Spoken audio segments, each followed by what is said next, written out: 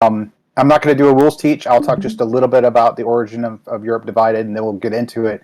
And then, I think Fred and Don will probably talk to some of the reasoning about some of the things they're doing, and I might give some explanations as we go. But we won't do a full rules teach. So, sort of the origin of Europe Divided is, it is a game about the post-Cold War, not the Cold War. So not a topic that's been explored a lot. I've always had an interest in this sort of region, especially sort of Eastern Europe, Central Europe, and the Trans-Caucasus. So the opportunity to do a game on this subject was something I was really interested in. And one of the things that I wanted the game to evoke strongly was the sort of bureaucratic tension between NATO and EU and their slow to responsiveness juxtaposed against Russia's quick to response but relatively resource limited, right? And so through the course of the game, the idea is that you would be able to see this post-Cold War weakened Russia become resurgent, as we saw in the invasion of Georgia in 2008, and then in Ukraine in 2014, and currently there's threats of that again. So hopefully the game evokes that, and I guess without further ado, we'll launch into it and we'll see what happens. Okay, Fred, I have my first two cards ready to go. If you have your first two ready to go. Oh, you're putting pressure on me. I was just casually listening to James saying good stuff about me, and I couldn't concentrate. I was like, yes, that feels good, and then I completely forgot I was here to play. So you got me at a disadvantage here. Merde. So while Fred's deciding on his cards, so each of the players has 4 cards in their hand. They're choosing 2 of those cards to play for initiative. Whichever player has the higher initiative will play their 2 cards first. As Fred also thinks, we also have a couple of advantage cards specific to our side, which we chose from 3. We have 2 that we can use throughout the first half of the game, or not. If we don't use them, we'll score points for them. Yeah, at the mid game. I all over you.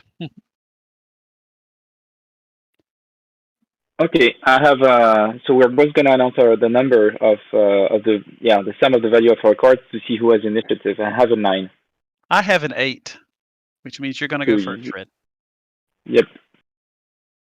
And just for the audience, if we had tied, Europe would win that tie, and Europe would go first. Yep. Yeah, go ahead, David. I was just saying, the more powerful a card is, the higher its initiative. But usually in this game, you want to go second. So there's a constant tension between wanting to play powerful cards, but also wanting to be the second player that goes so you can respond. So the first card I'm playing here is the energy sector, and I'm playing it because, as you can see, Europe has quite a lot of money, whereas Russia is pretty poor, and the energy sector is actually granting me 3 resources. So I'm going to play this for the resources, get the 3 coins, and then the follow-up thing that I'm going to do is, now I'm actually wondering, should I straight up start building influence in Europe, or should I build an army, which might come in handy later on. But I think I'm going to spend 2 straight away to start building influence in Europe. And where I'm going to buy influence is in Czechoslovakia, because I know that Don is probably interested in that region for some reason. So I'm just going to place my first influence here. I see that Fred's not really a team player right off the bat. And so what's driving? I'm not known for being a team player. So what's driving Fred's actions here? We've started the game with 2 what are called headline cards, and this is one of the 2 main ways in the game they're going to score victory points.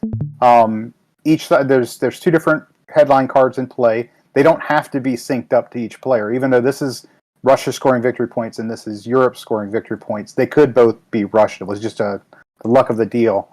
Though by the end, there'll be an equal number out for each of the sides. So in this case, we have the goal of Europe here is to have EU influence in Czechia and Slovakia at the end of round 4. That's when we'll check to see if that condition is true. They would have to have dominance. They'd have to have a 6 there. And so Fred has placed some Russian influence there to try to make sure that Russia has more influence than the EU. And in famous last words, I'll say it's plenty of time for me to come clean up Czechia and Slovakia, so I'm going to leave that behind for now.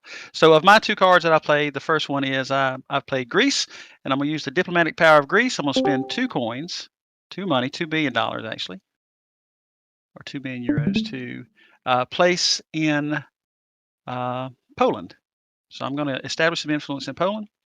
And then the second card that I have is Benelux, and I'm going to use that to increase that 1 influence die to a 4 right off the bat, which I believe gives me control of the Baltic Sea, because there's a control card. It's controlled by the player with the highest total influence in the Baltics and Poland. And right now, EU has influence 4 in Poland and the Baltics, so I now have control of the Baltic Sea, and I'll signify that by taking one of the EU fleet tokens and putting it up here. And those are my 2 cards. I will draw 2 more, and then we do it again, having gone to the second round of 20. I'm gonna put the Baltic Sea card just next to you, so you also have a reminder of the effect of it. Thank you very much. And so when we move the round marker here, you can see it. Once the round marker is shifted, anything that was under the round marker is revealed, and we'll resolve that. So we'll talk about that at the end of round 2, what exactly happens there.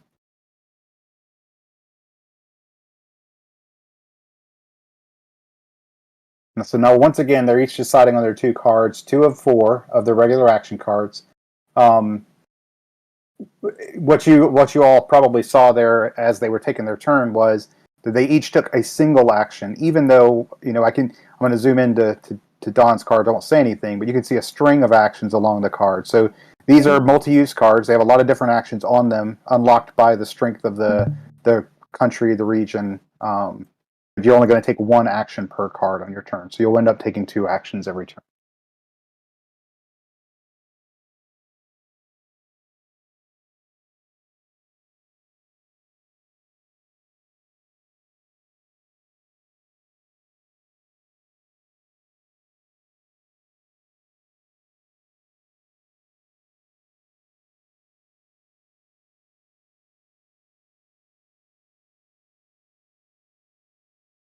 All right, my initiative is 9.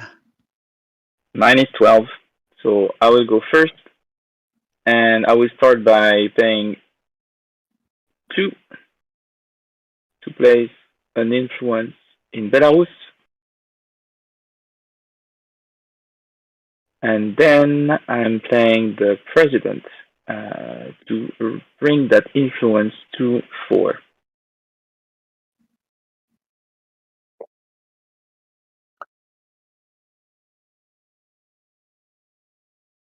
Okay, so the first thing I will do is use my Spain and Portugal card. Again, this will cost me 2 money.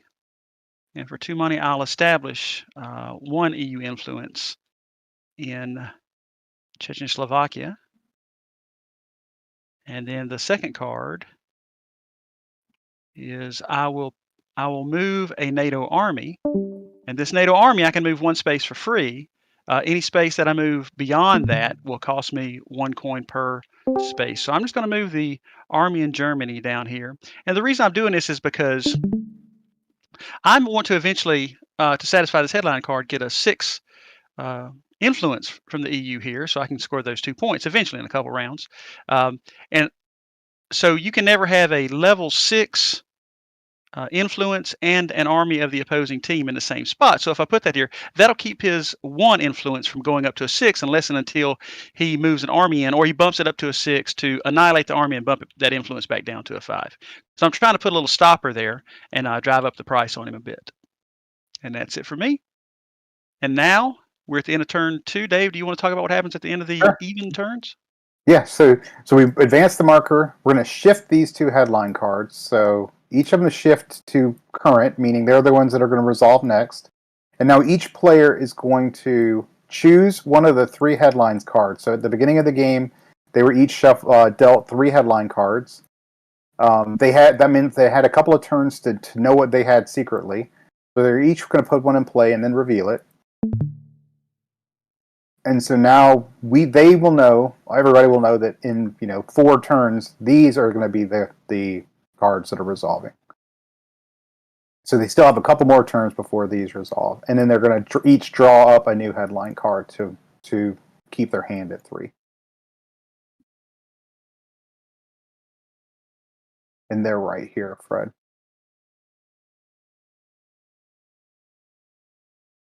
Okay.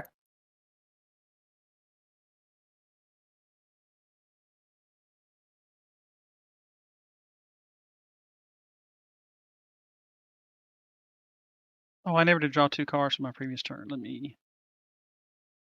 Yeah, and as you can see, I need to draw 2 cards, but I cannot because the Russian deck is a bit smaller. So now that I need to draw a second card and can't, I will take back the discard, reshuffle to create a new deck, and take a card. And one of the aspects of the game is that the Russian player goes through their deck much faster than the EU and NATO player.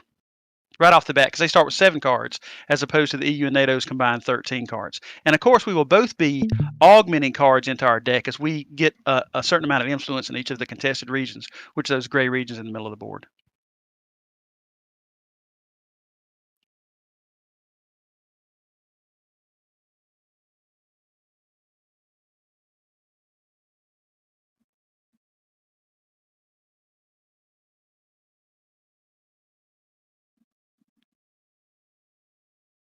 So while we wait on Fred to decide, I'm just going to go up and zoom in on the headlines that are in play. So what we see here is that to meet these requirements, this represents the 2008 Russia-Georgia conflict, where Russia, as I said, went into Georgia, and South Ossetia, and Abkhazia.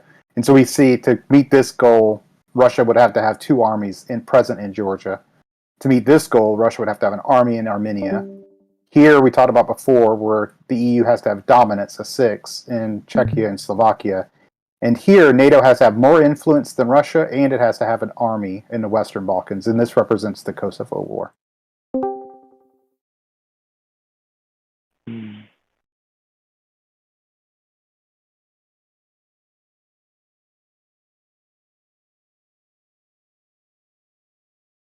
This is painful.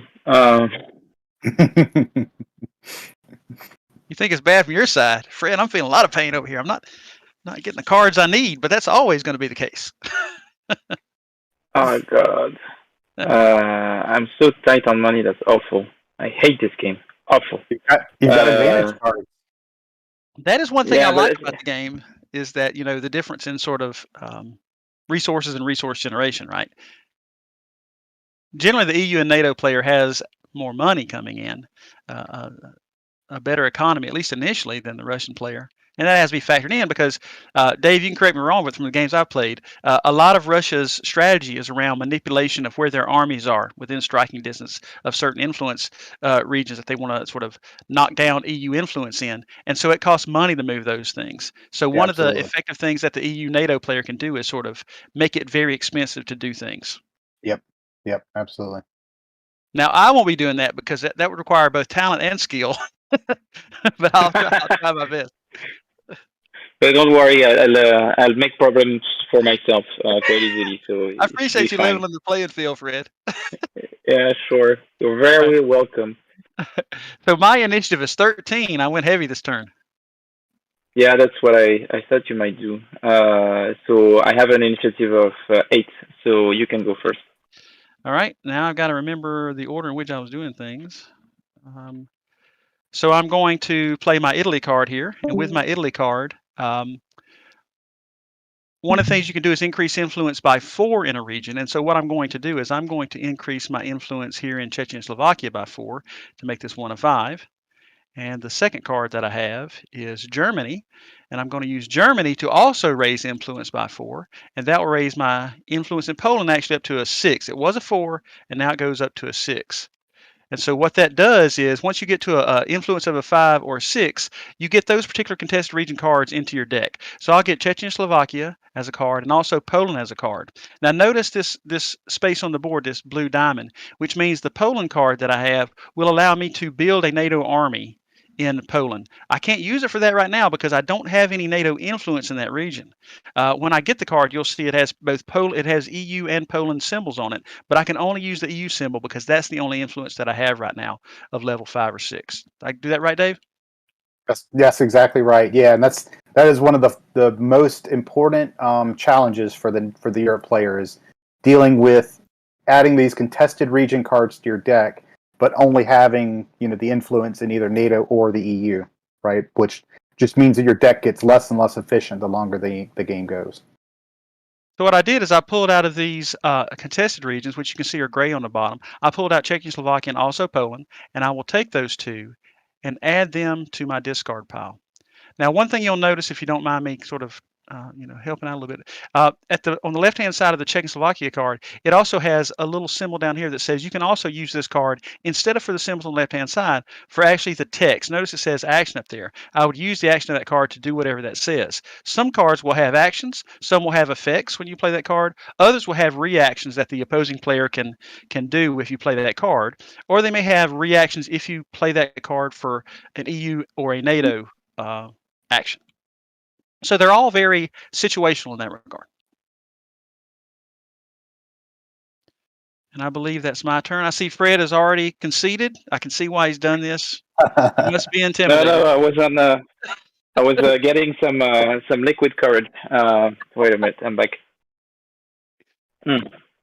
Okay, so let's go. You ready, Matt? You ready, Matt? So I will use the news media to generate some income. So I will get 2 coins from there because I'm dangerously low on cash. And then what I'm going to do is use the Northwestern Federal District to bump Belarus and also myself have a country that I have dominance in, and that would be Belarus. And as Don was explaining, I'm going to take that Belarus card that is here in the neutral ones, and I'm going to add it to my discard.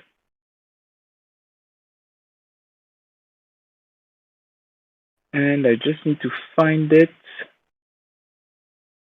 That's maybe not the easiest process. And the reason why I'm taking the Belarus card is that Belarus is one of those neutral cards where I can build armies in, and that will give me a point where I can build armies in the middle of Europe, which is something that I might want to do. I'm not saying I will, but I might. And yeah, but that should trigger a reaction from the NATO player, I think. Oh, wait a minute, that's the wrong card. I thought I picked the right one. The search Thompson in yes, he's not super practical. Here it is.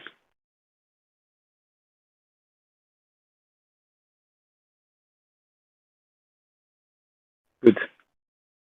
And that's my turn. Okay, and I think that is the end of the round, so we move. Now, one thing that's crucial here is that we're going to carry out these headlines at the end of this round. So positioning in this particular round, and from now on, each even number round is going to be critical because, as Dave was saying, going second gives you the ability to react to your opponent. So what I definitely want is I want to get a 6 in Czechoslovakia so I can score this, which means I probably want to go after Fred. Now he's got a real challenge because he's got to come over here and knock this army out before he can bump his die up and preclude me from maybe getting this to a 6. So I think he's got an uphill battle here. Even if I went first, but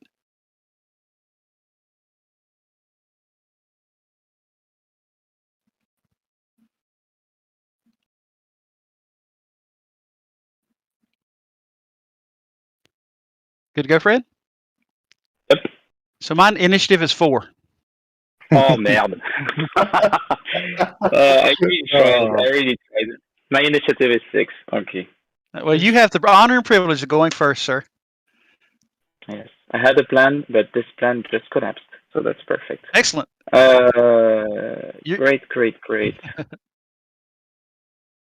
Okay, so this is... Yeah, I cannot do anything about this. So maybe I can just prepare for the future. So I basically know that, Czechoslovakia is a no-go. I had a plan for it, but I cannot do it. So the other option is for me to prepare either my future events or prevent Don's future events. So I'm looking quickly what he has in the future headline, and I can see that he has the Western Balkan as an objective, and I have my own to do something about. So I think I'm going to use the military-industrial complex to move one army into Armenia. Yes, military influence into Armenia, and I'm going to move it, and I'm going to be a bit sneaky. I'm going to save money. I'm going to do a military exercise using that advantage card that will place an army in the Black Sea. And then it's that army that I'm going to move. And I'm going to move one area, so that's cost me 0, and 2, so that cost me 1. One resource. That's my first card play. And then the second card play, I think I'm just going to get some cash to prepare for the future round. And people may be thinking, why could you do 3 actions there? That's because one of those actions was off of an advantage card that he has, one of the 2 that he has for the first half of the game. And so that was a special effect that he could do. And he's lost that. So what he's done is he's basically given up a victory point, because that card, if he didn't spend it by the halfway point of the game, he would have a victory point. But he's precluding that victory point by getting the advantage of the card. So it's an interesting sort of trade-off that takes place. Yeah, and I made that decision because it might give me a VP anyway, because it secures me an objective, and it does put. So all in all, if it gets me the VP, I will have the same value as the card plus the army that I placed on the map. Now, if I was smart, then what I could do is play an EU card that lets me bump this up to get my 2 points, and also play a NATO card that would let me move this army in Turkey over to Armenia to annihilate his army simultaneously and deny him that victory point. Luckily for Fred, I'm not that bright, so I didn't do that. What I did do is I've got Austria and Finland, and with the Austria card, I will use that to, sure enough, bump up my EU influence in Czechoslovakia up to 6. And then with the Finland card, what I will do is, the question here is, do I use that for money, or do I use that to establish influence somewhere? I think I'm going to use that for money. So I'm going to get 2 money out of that. Oh, I think I got 1 too many. And I do want to walk through. So this game it's a very, obviously, like any other 2-player game, it's a very zero-sum game, right? And there's 2 general different ways to approach this game, I guess, like from a super strategic 30,000-foot view perspective. One is you concentrate on accomplishing your own things, and the other is stopping your opponent from accomplishing theirs. So Fred probably had enough money that he could have tried to go second solely because, like, Don probably wouldn't have boosted this to 6 and brought in another army, right?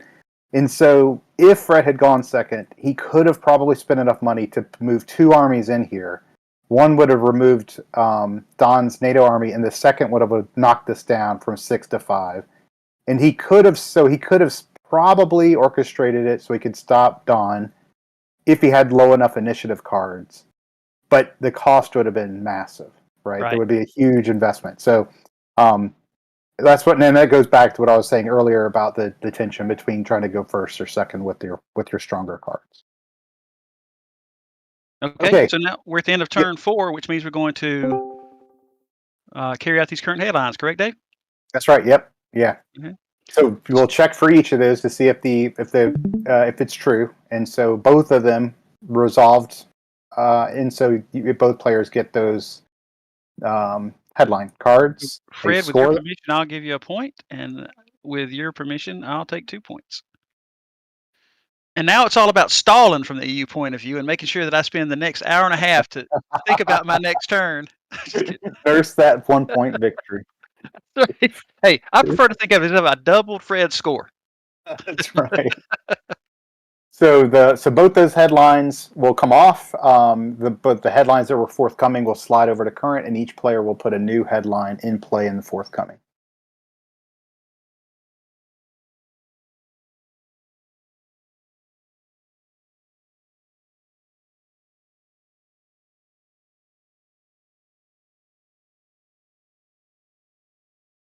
And now I'm just looking at TTS. I can't see, but James, are you still around? And the only reason I was going to ask is, like, I didn't know if at some point we wanted to ask if anybody had any questions, if we're going to take questions as we're playing, or just kind of keep going.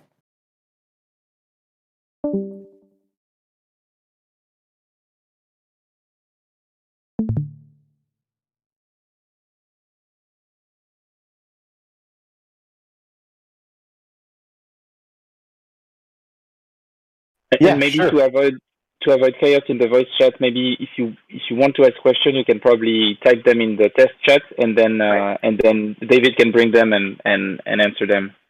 That makes sense. Absolutely. Yeah, since I won't be checking the text chat since I'm streaming my full screen. But yeah, if you don't mind, just kind of check in with the text chat. If somebody posts there, then if you don't mind, jump in and just ask. But yeah, otherwise I'll kind of jump in periodically and talk through some of the design if that's okay with everybody.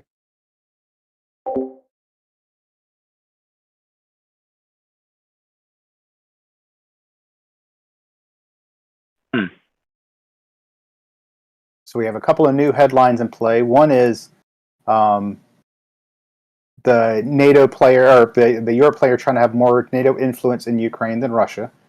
And the other one is Russia trying to have more influence in the Baltics than both NATO and the EU. And what's interesting here is by Fred playing this card and Don playing this card, it meant that they had hands full of their opponent's headline cards. And I mentioned this at the beginning. There can be times in the game where you're forced to play one of your opponent's headlines, but by the end of the game, each player will have had access to the same number of headlines.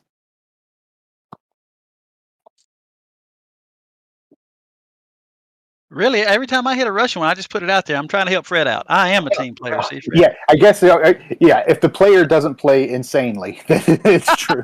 They could play in a way that actually helps their opponent. But hey, I got to start my secondary strategy. Find something to blame this on. All right, my initiative. If you're ready, Fred, my initiative is 14. Yeah, I'm ready. 14. What? Yeah. Actually, I put my two biggest cards, and you managed to lose the initiative. So that was slightly unexpected. You should warn me ahead of time so I could plan around the fact that you're doing this. So I have 12 initiatives. So I was really planning on going first, but no. I go first. So I shouldn't flip the card. Yeah. I will flip my cards. Don't worry. The odds are I will not do anything to screw you up. So what I'm going to do, I have United Kingdom and Ireland. I also have France. Both of these are very powerful cards. So the real question is, do I want to use them to establish EU influence? One of the things you're going to score points for halfway through the game and at the end of the game is for level, influence of 6 in particular regions. And so I've already got a couple of those regions. Fred's got one region. I think I want to start putting some pressure on him because he's got armies and I only have NATO armies. I want to start putting some pressure on him in a NATO sense. So what I'm going to do is start building up some NATO influence, I believe, especially since the current headline has Western Balkans. I have to have a larger influence than him in the Western Balkans and also an army present. So I am going to go ahead and try to start doing that. So for 2 money, I am going to establish some influence from NATO in the Western Balkans. I don't get that card yet because I've got to get to influence level of 5 or 6 before that contested region card comes into my deck. And for the second one, I'm going to use for the the question is, do I want to bump the 1 up or do I want to move an army in? I believe I want to move an army in. So what I'm going to do is I'm going to move this army. I've got a little money right now. So I am actually going to move the army from Spain and Portugal through the Western Mediterranean and Eastern Mediterranean seas. So that's 1, 2, 3 moves to get to the Western Balkans, which is going to cost me 2 coins. I have so much money, it's annoying. And then what I'm going to do is with the other card, which gives me a +4. Did I do them both? You placed influence with one, and then you moved an army. Correct. Thank you. I'll make sure I'm trying to give myself an extra move because I'm gonna need 3 to every 2 of Fred's to do well here. So, John, I don't remember. Did you pay when you placed your? I don't no, believe but I did. Paid for the army. You did. Yeah, but the army was paid for. Here. Right. That was the question. Yeah. And now, I'm paying 2.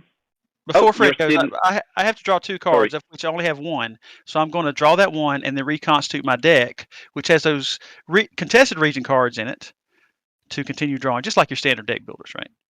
Yep. Sorry, Fred. Go ahead, bud. So I'm placing 1 influence in the Balkans, and I'm bumping it up to 4. Hey, Fred's not going down without a fight.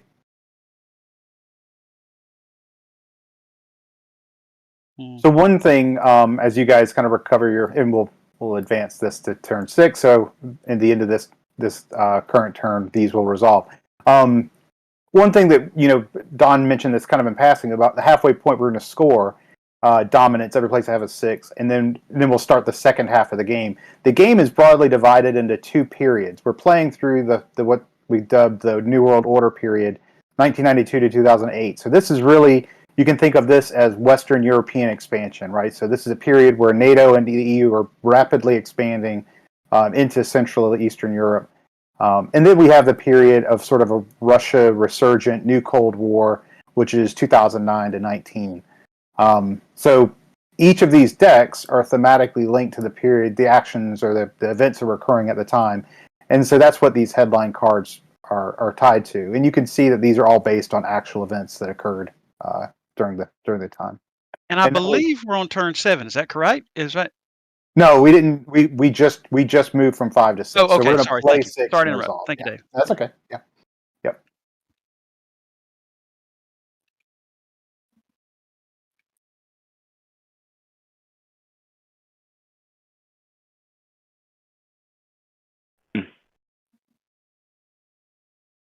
All right.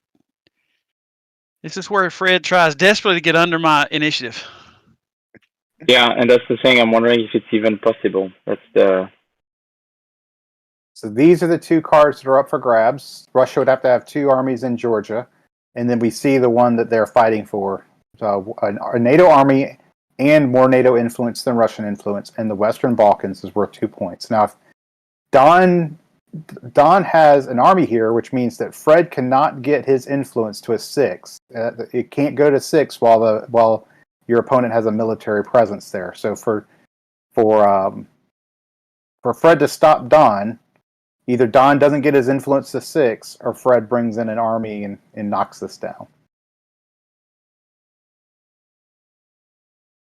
Just need to check one thing.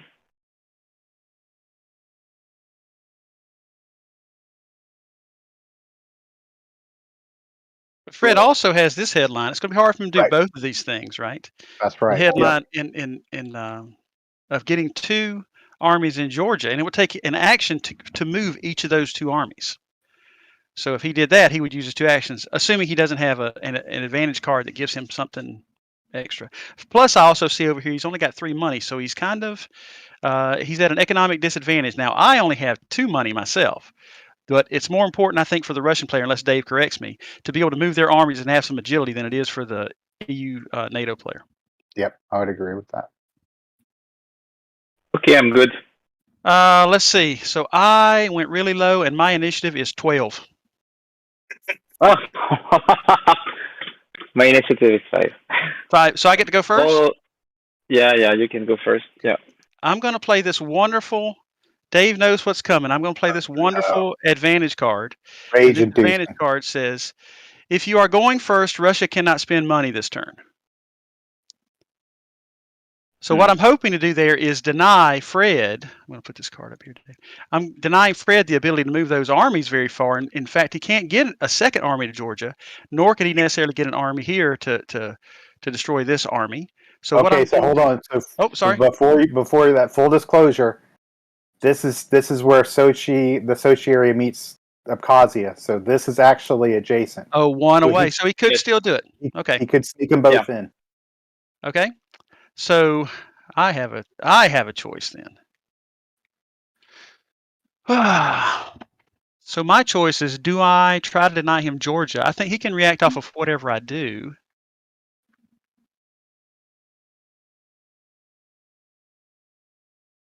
Okay, so what I'm going to do is I'm going to use the United Kingdom and Ireland card to bump up this 1 to a 5 NATO influence in the Western Balkans. If I use the other card to bump that up to a 6, I am guaranteeing myself these 2 points. If I were to move the army from Turkey into Georgia, I'm guaranteeing that Fred loses these 2 points. But you're leaving that open. But I'm leaving this open for Fred. Tie you. Yep. So regardless,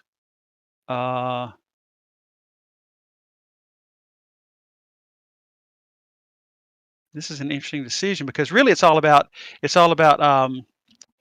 positioning for future rounds.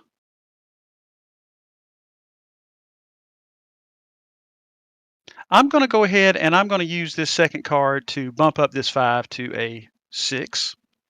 And I'm doing that because halfway point, that could score me potentially another point.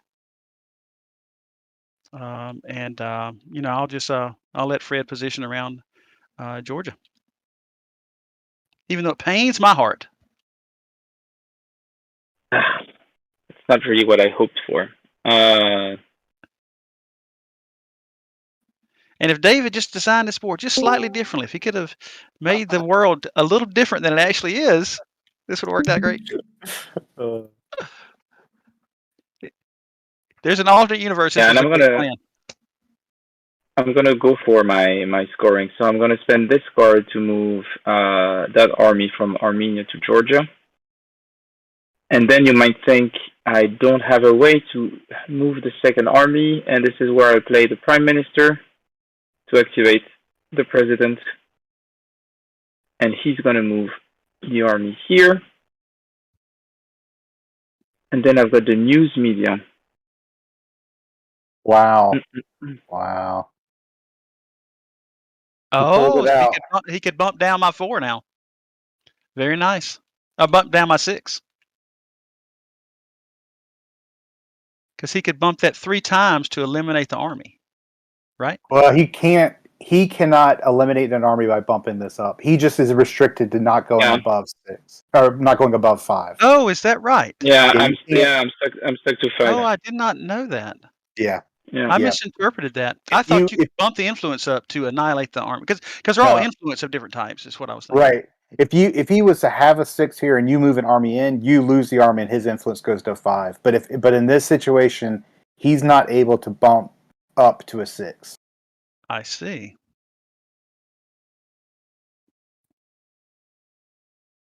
Yeah, and I use the news media to actually place an influence in Ukraine. I'm going to try to not move everything at once. So, Fred, the only thing is, you would have to spend money to do that, right? Yeah, and I have the money here. But he played his. You can't spend money. Oh, yes, of course. Yeah. That's right. Okay, forgot about that. I'm glad the designer's here because I forgot about that too, Fred. I was going to let you do it, man. Yeah, I was about to do it. You're playing against Dave. This sanction card is awful. It is horrible. Yeah, it's brutal. Well, look on the bright side. It's out of the game now. I can take 3+1 actions. That's not super useful right now. Mm-hmm. I don't mind if you take that card back. I don't know what the rules are for the, if you win, we can put a big asterisk by it. That's I don't know who keeps the records. Oh, that's fine. I'm gonna bring Czechoslovakia to a 3, and I'm gonna bring the Western Balkan to a 5 with the news media event. And that means that I need to bring the Western Balkan neutral cards into my discard pile now. Oh, I also get that card. Thank you. Correct. Yeah. So that's an interesting thing about it is we both have influence in that particular contested region, and so we both have additional cards that are in our decks. Now, but with every positive comes a negative, right? And that the decks are getting fatter, right? So there are some advantage cards. In fact, I discarded one that lets you thin your deck down a bit, which lets you cycle through them more quickly. Yeah. Yeah, and it's an interesting thing. James had asked me about talking through some of the design stuff, and I'll bring this up. There was a point where I'm sure you guys have played A Few Acres of Snow or Hands in the Sea or whatever, and I'm sure there's other games that do this too, where you're fighting over regions, and there's actually only one of those region cards in the game, and it might swap between players. And so during the design, we talked about whether or not, is there one Ukraine card that passes between players based on influence? And ultimately, we resolved to the idea that that's not realistic, right? Both factions can have influence in the same country and do, but the cards are not symmetric, right? So your Western Balkans card is different than Fred's Western Balkans card, depending on which faction has the card. So that was an interesting thing. We during the design process, kind of resolving to that solution. And can I ask a question? You may have said this already, but the reactions and actions and effects that are on the cards, were there thematic elements from the actual Cold War you pulled in for those particular cards? Everything about this game is based on, real world inspirations for sure. 100%. Every attribute, every action of the card is based off of, actual GDP or actual military, strength rankings and stuff. So yeah, it's pretty. I mean, that was kind of one of the design goals going in, right? Was to try to make it reflect reality and as much as possible without being rules heavy, right, if you will. Yeah. And that's one of the things I really like about it. It's not rules heavy in that regard, right? You play the card, and the card literally tells you what you can do with it. Right. Are we assessing these at this point? That's right. Yep. So you both accomplished your goals, so you both get 2. So Don's continuing to milk that 1 point lead. Right. Hey, that's all it takes at the end. But I have pulled defeat from the jaws of victory many times.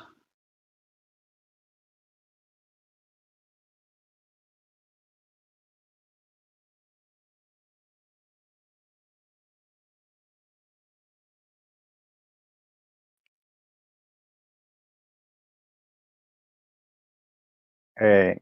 So we have Belarus, dominance for Russia and Belarus, meaning they have to have a 6. Dominance for the EU and Georgia. Now, this is going to be a tough one for Don to pull off if Fred's sitting with 2 armies in Georgia. That'll be a tough one. It is a lot of points. And Fred's already got this, right? Yeah.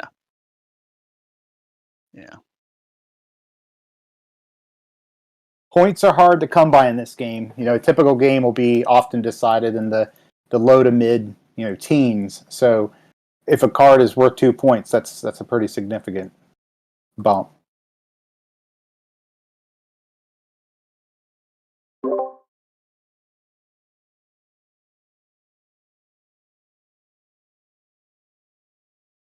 Sure. Yep.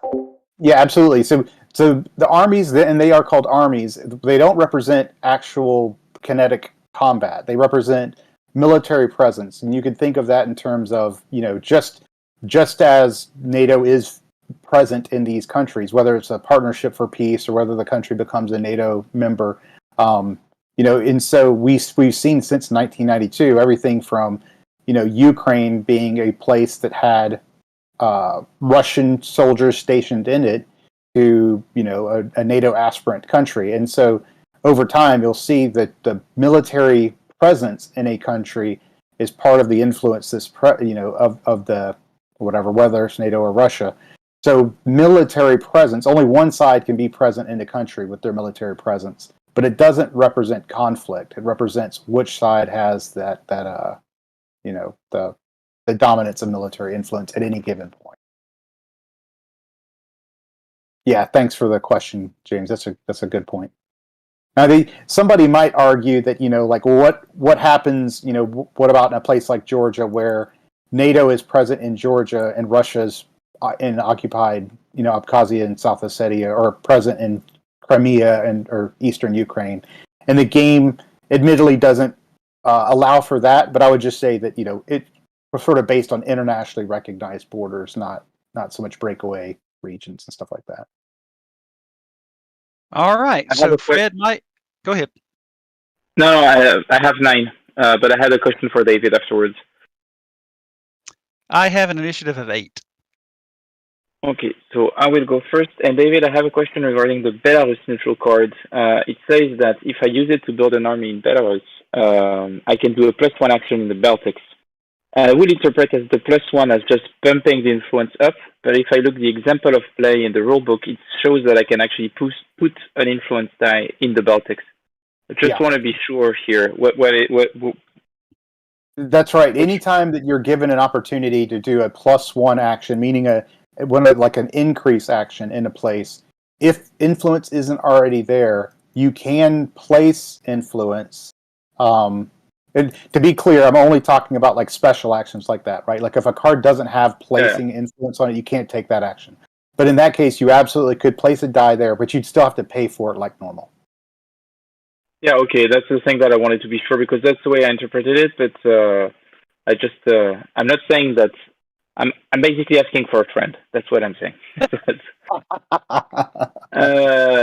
Okay, so I got 3 resources from the energy sector, and then I'm going to use the Northwestern Federal District to build influence in Ukraine, which I was not allowed to do on the previous turn because of EU sanctions, which was not very nice.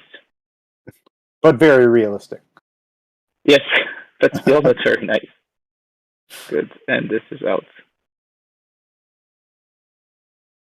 Okay. And you're done, right, Fred? Yeah, and I'm done. Okay. And I will draw 2 cards. So I was getting low on money, so I had to play the Sweden card here, which is a EU-specific influence card, to get some money. So I'm going to get 3 money. It's very, that's very Swedish. I think people watching have realized this by now, but this is a good example turn where Don has a Norway, right, who's only a member of NATO, not the EU, so they only have NATO actions, and then Sweden, who's only a member of EU, which only has EU actions. So the longer the game goes, the tougher it is for the Europe player to manage that bifurcation of NATO and EU actions. And for the Turkey card, I am going to, let's think about this. So I'm going to spend some money to move the army from Turkey, so 1, 2, into the Ukraine, and that'll cost me 1 money.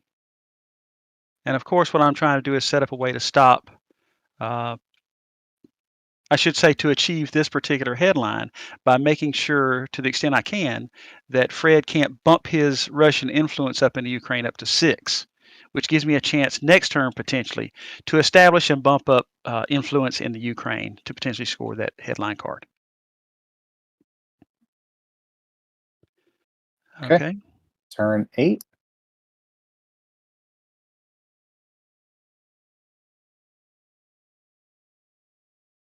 Hmm.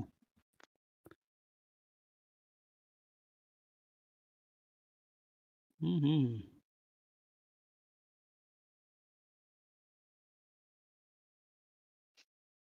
I don't know if I like this.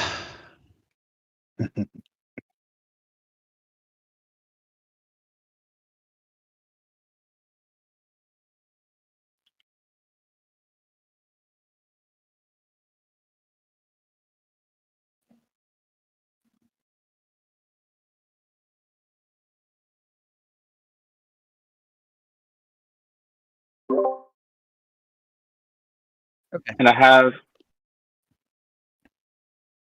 Go ahead, Fred. Go ahead.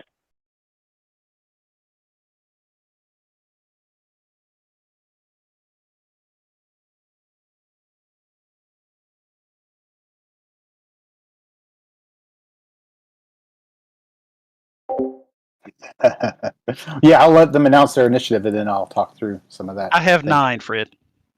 I have 11, so I will go first, and I'm perfectly fine with that. That surprises me. I'm interested to see what you do.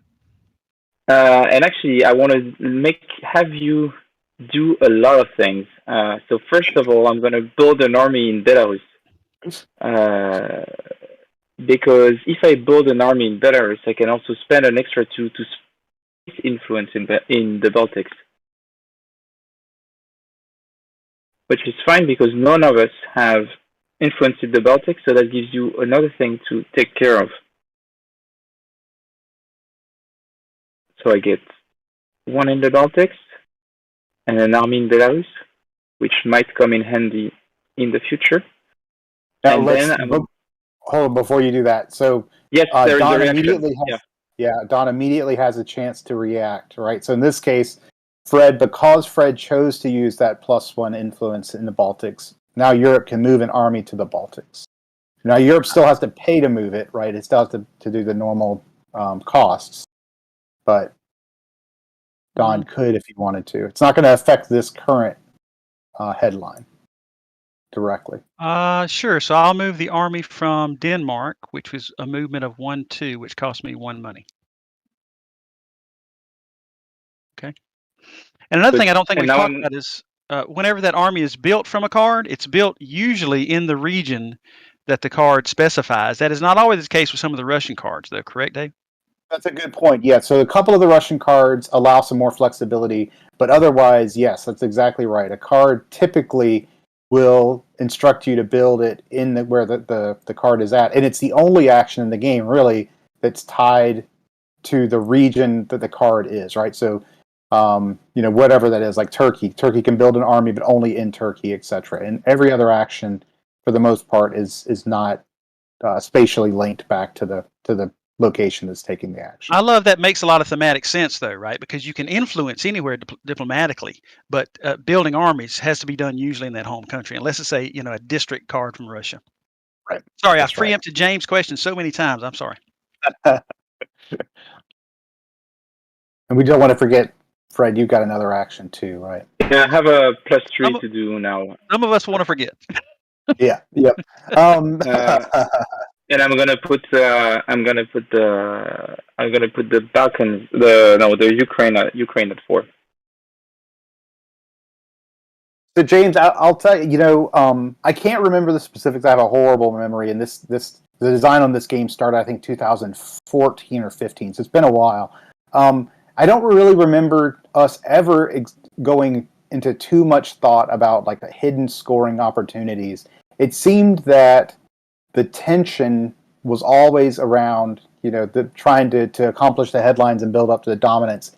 And I think there might have been a small bit of, not demonstrating your score, but the score was trackable. And so we kind of resolved to the fact that, like, okay, well, if it's trackable, then we shouldn't hide it, right? Because there will be players who if they want to keep track, they'll just keep track of it, if that makes sense. All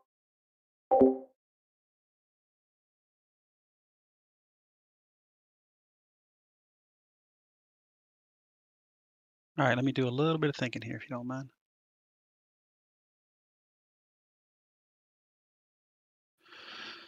Oh, man. I need 1 more money. All right, so my choice here is to go all out for the Ukraine or deny him. But he's currently scoring in the Baltics. I could simply establish a die in the Baltics and deny him that point. And and it could be either one of them, NATO or EU. Right. We deny it. But I don't think I can do both, unfortunately. Let's see what my options are here.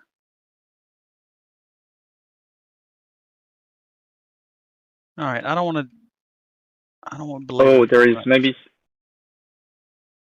So what I'm going to do is I'm going to spend 2 coins to establish NATO influence in the Ukraine. And I want to say you get this. Oh, you have to have a minimum of 5 to get control. It's 5. It's 5. Yeah. So I'm missing 1 influence to get control of the Black Sea. Let's set up here. Let's see.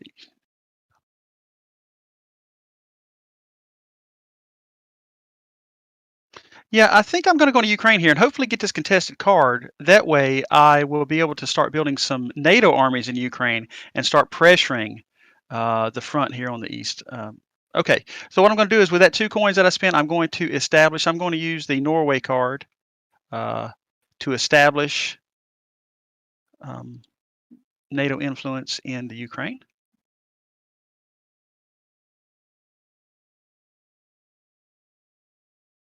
Now, I'm not going to be able to get the Ukraine card.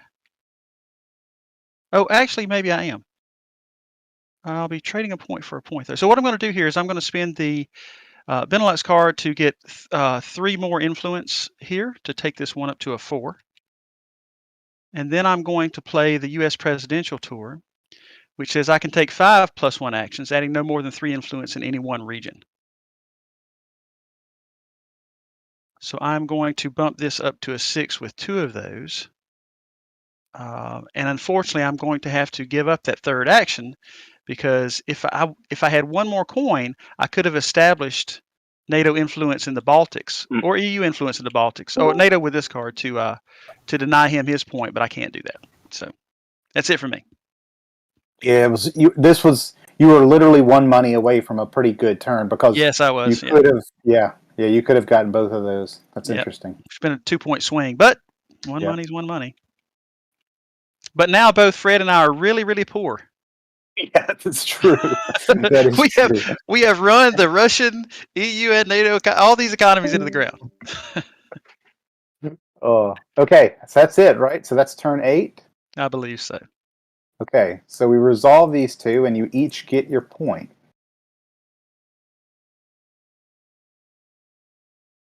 These come forward. Now, this is a different turn than what we were used to. This is turn 8, so we shift them.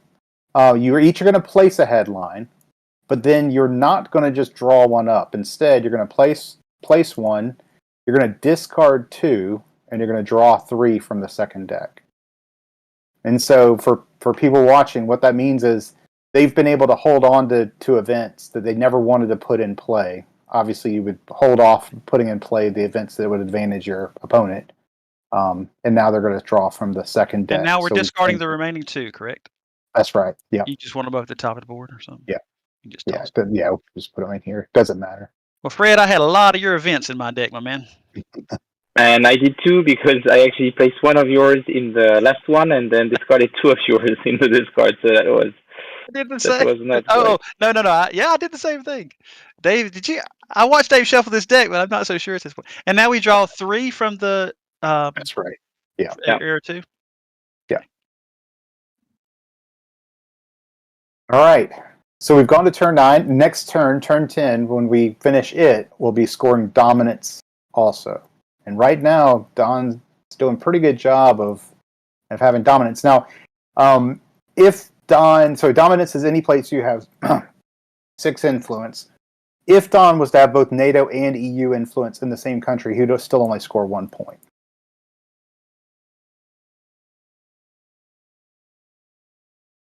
And one thing to be mentioned, Fred is protecting his 6 influence here with the army he has in Belarus. So one strategy would be to knock that thing down and deny him that point, but it would require me to walk 2 armies in, one to annihilate itself against this army, and the other one to knock that 6 down to a 5.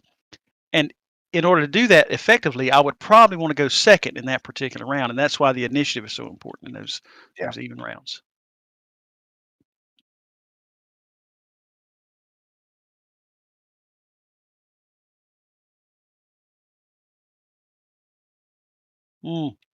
This is a rough one. Because he's blocked off Georgia and he's got Belarus pretty much locked in. So he's going to make up his 1 point. Yeah, let's see if Fred can hold on to both of those. Can he hold on to Belarus and stop Don? This Georgia is it's just crazy. That's probably not worth the effort, right? But you'd have to get dominance there too. But Belarus is still attainable. You could still stop him and just be a big investment.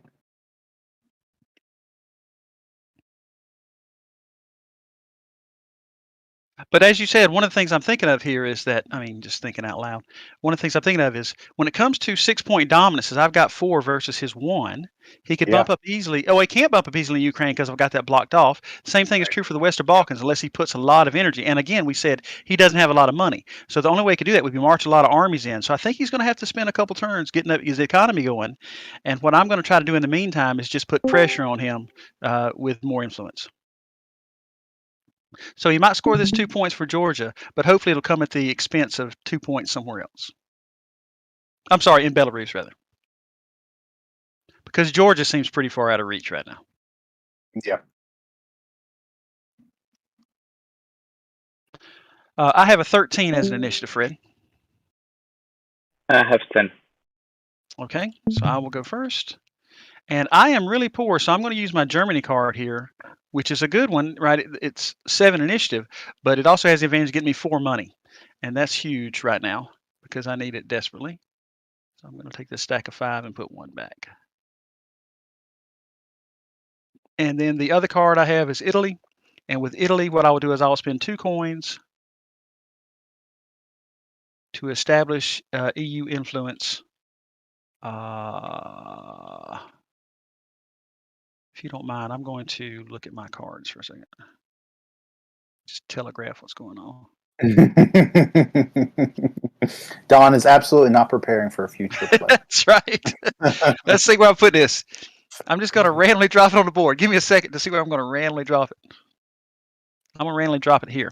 And in fact, one of the things I overlooked is that I now have 6 influence over the Black Sea with NATO. Right. So I actually have NATO control of the Black Sea, which means this card I also have. I'm going to put it here beside my voluminous cash. And that says that I can build an army, a NATO army in Turkey with any action card that has a NATO action. If I use a contested region card to build an army, I must have at least 5 influence in the contested region. Now that's good. So that gives me some flexibility because a lot of my NATO armies are way over here in Western Europe, and I want to be able to do things much closer.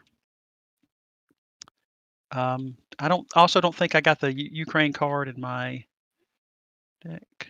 Maybe I'm wrong. No. So there's the Ukraine card. I believe.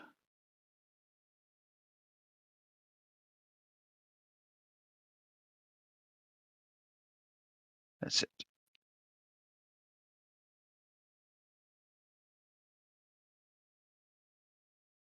Was that both of my actions? I believe it was. Yep. I got money and then I established influence. Yep. So I'm going to get 2 resources with my first action, and with my second action, I'm going to move 1 army to Ukraine, and those 2 armies are going to cancel each other. Ooh, interesting. Okay. So we go to turn 10.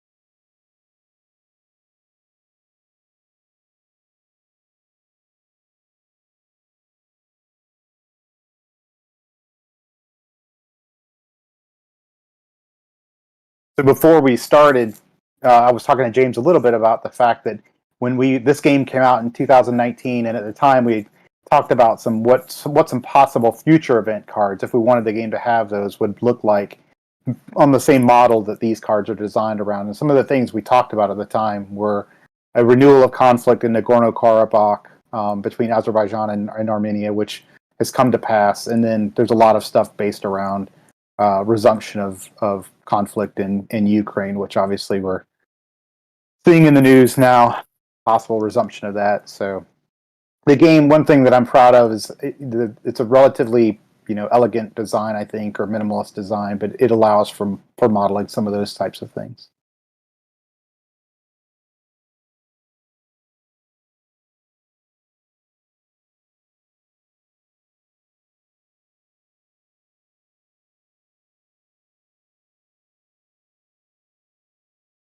Are you ready, Don? I believe I am, and my initiative is 5. My initiative is 4. Ah, well done. Well done. Where's that flip the table button? All right. Well done. Okay. So I'm going to go super easy here, I think. And let's see. I'm not getting Georgia. He's going to get Belarus, so I'm giving up those 2 points.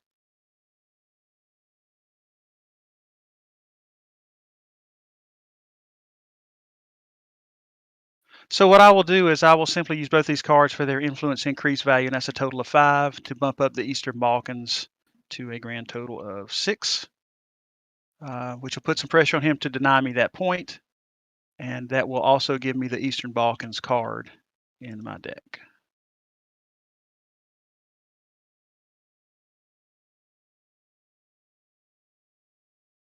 Good.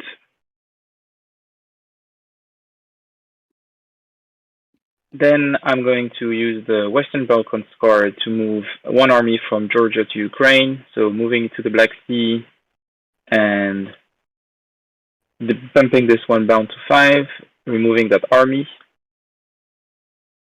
And that cost me 1 resource because it was 2 moves. And then I'm going to use the news media to make a 3+1 action, bringing Ukraine to 6. And then I'm going to bring the... if I only had 1 coin. Let's go back in time. Well, give me the money I need, and I give you the money you need. Yeah, we could do, yes. And I'm going to bring the Baltics to 2. It might come in handy in the future, so yeah. So a couple of things just happened this turn. The Black Sea changed hands twice there, right? It went from NATO. What's the tie break on the Black Sea? I forgot. Very good. Yeah, Russia. is Russia. So Russia now has control. So Russia actually gets the Black Sea. Yeah. Yeah, it went from NATO to EU back to Russia in a single turn. Yeah. And one interesting thing is the EU and NATO influence do not pool together for Correct, the Black Sea influence, of course, right? Yeah. And I do like the fact there's just an automatic tiebreaker on the card. It just tells you if there's a tie in a case like this, right? It gives you the clear tiebreaker amongst the 3 factions, 2 of which are controlled by the European player, of course. Okay. So that's it for turn 10. So Georgia does not get resolved, but Belarus does for 2 points. Oh no, it's terrible. I'm ahead. It's only temporary. For a second, I'm ahead. It's gonna stop, but now I'm ahead. Oh God. All right. So we'll place the new headlines.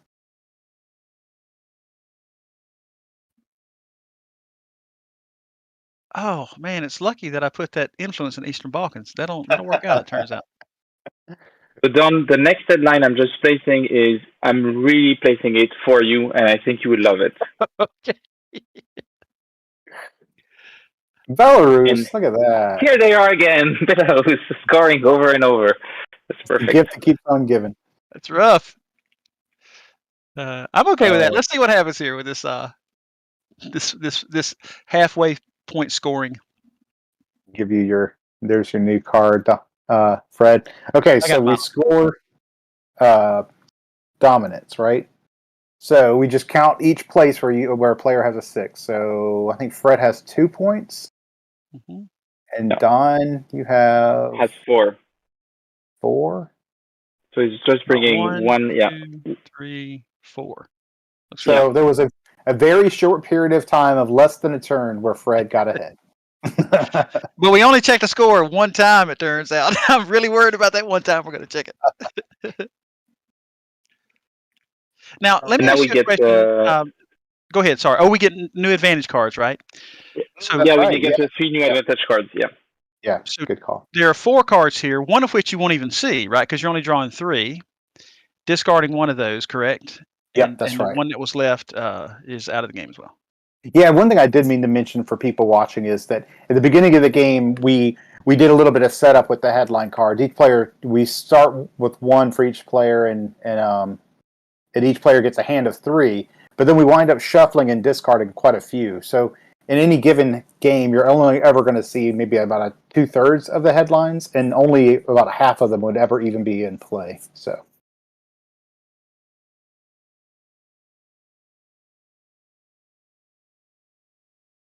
All right, so these are the 2 advantage cards I will not use. Can I ask you another question? So in the second half of the game, the points for the headlines seem to go up a bit. Was that a conscious design decision too, Dave? Yeah, it was. Yeah, just to kind of bump them just a little bit, right? And this game does not have any. There's no rubber banding, right? There's no catch-up mechanism.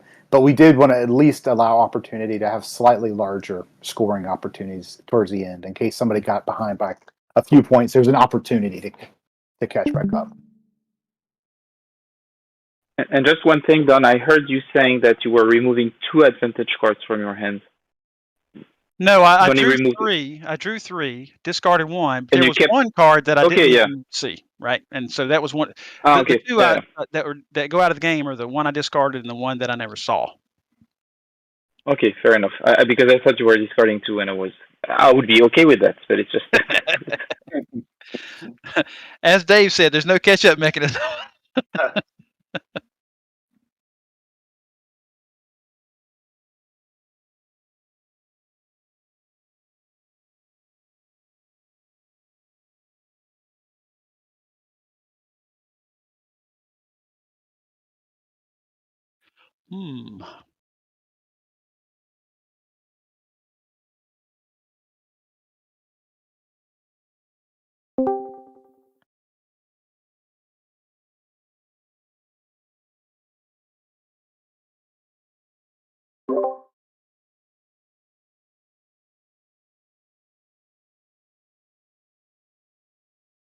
Yeah, I mean, for sure, the obvious one right now would be a sort of modern version of it with the tensions between the U.S. and its allies in China. Right now, I would say that the sides, quote unquote, if you will, in that game are a little less uncertain in many ways. Right, it's not as clear cut as it would be in some other settings, which maybe allows for more interesting dynamic, potentially even more players in 2. And then the other one that I would be interested in exploring potentially would be like an interwar period. So between World War I and World War II, the diplomatic, sort of relations that occurred and that sort of thing between that time period. Those would be the first 2 choices. Though I think, Fred, you had an idea at some point, did you not, about potentially, something similar to this or whatever with I can't remember what we discussed. Yeah. I wanted to. I was thinking about using the same system for between the 2 world wars in Europe. So there was 2 ideas: is potentially using the system to represent the diplomatic efforts of 2 sides during the Spanish Civil War to get some support from European, but also the U.S. country for fighting the war, while the military aspect would only be in Spain and the diplomatic aspect would be in the rest of the world. So that's the first idea that I had. And then I was also thinking that it could be interesting to represent the escalation of tension in Europe, but between the 2 world wars, just before maybe the 30s up to 39, but maybe making it a 4-faction game with the same kind of mechanic with 2 sides, you could say, that are semi-cooperative, but have their own agenda too. So I think there is a lot of interesting things. Yeah, the Spanish Civil War would be awesome, but it's also, I feel like you need like a doctorate degree to understand the all the goings on during the Spanish Civil War. Yeah, and it wouldn't really focus on the internal aspect of the Civil War, so not the kinetic aspect or just the internal fighting. I think the military aspect would be abstracted, and it would mostly focus on something that is maybe a bit more approachable and hasn't been that much explored, which is the diplomatic struggle outside. So getting some support from the UK, from France, from Germany, from Italy, potentially from the US, for both sides. But also having to manage the fact that they don't get over-influenced by their partners. So you would have that tension, making sure, for example, that the Republicans don't get overwhelmed by USSR influence, while on the other side, maybe Franco doesn't want to to be forced into World War II, so having too much influence from Germany. So having this balancing act of getting material support, but not creating too much of a dependency. But yeah, we'll see. I have other stuff to finish first, but it's definitely on the back of my mind. Yeah. You put it on the stack. Put it on the list. It's on the list. It's on the very long list. Yeah. And we discussed that long enough that Don actually made his choice and then changed. I did. Yes, actually, there's no right so answer right now, from my hand. It turns out. Yeah. Don is already on turn 15, so that's the thing. So yes. Okay, I have placed my cards. Sorry, Don, for that tangent. And my influence is at 11. Mine is at 12. What? Yeah. So let's see what I'm going to do with it. I had a plan, and that plan is I'm going to spend 2 of my 3 to establish EU influence in Hungary, I believe. Let's take a look up here. You know, let's put it in Georgia. Let's get crazy. Oh wow! Oh, that's bold. Make it a.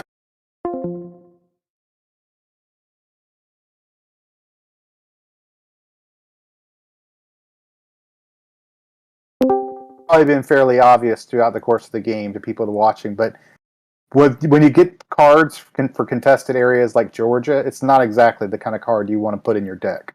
This is true. So, we took a look at this, and it's got just these weak actions. It can't place influence. It can't build an army. So, this is the tension that you have in the game where, you need to score points, but with every play like that. For Russia, they do have a slight advantage of being very low initiative. If you only have one key action that you want to do last, there are good cards to place in your batch. So you can go down to 5, which is almost giving you in a range of getting second. So that can be useful, but it's at a cost. Good, but now it's money time for me. So I'm gonna get 3 resources from the energy sector. So pumping out some of those fossil fuels that I love so much. And now that I have this, I have enough money to place influence. Wait a minute. I have an idea now. Oh, I have a better idea than that. Good. I just had an instance of... Actually, I'm going to do that first before playing my second card. I'm going to play the diplomatic relations. And I'm going to put a dice for free in Moldova. And it's going to be bumped up to 3. So that's nice. I'm going to play for this. Yeah, that's good. Yeah, and then I'm playing the president to make a +3 to it. Playing it at 6. Nice. Nice play. Which gets you the Moldova card as well. That's true. Yeah. But we can advance this to 12. But one thing I do want to talk about real quick, because this is the first time we've seen it, is a headline. This is the BTC pipeline, and so when you have a headline that's about an economically relevant thing, whether it's the BTC pipeline or the Nabucco pipeline or whatever, you'll see that in addition to the winner getting the victory points, we put a little token in Azerbaijan and Georgia, right? So we would put a little money token in those, and it applies to either player. If either player takes a take money action with either of those countries from then on, they get an extra money when they do it.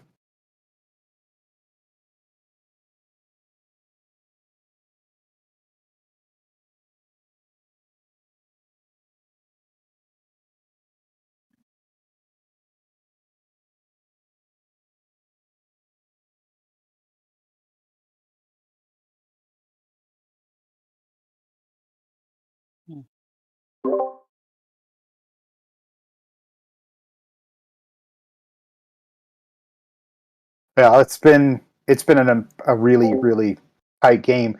You would think that we had scripted all of this, because I think this has done a good job of demonstrating a lot of the back and forth. So kudos to Don and Fred. You I mean, this is going to go. We probably won't have time to finish it. I don't think we will, but it'll go down to the wire in this game. Yeah. So this Regardless has of been really who good. wins, I think. Yeah.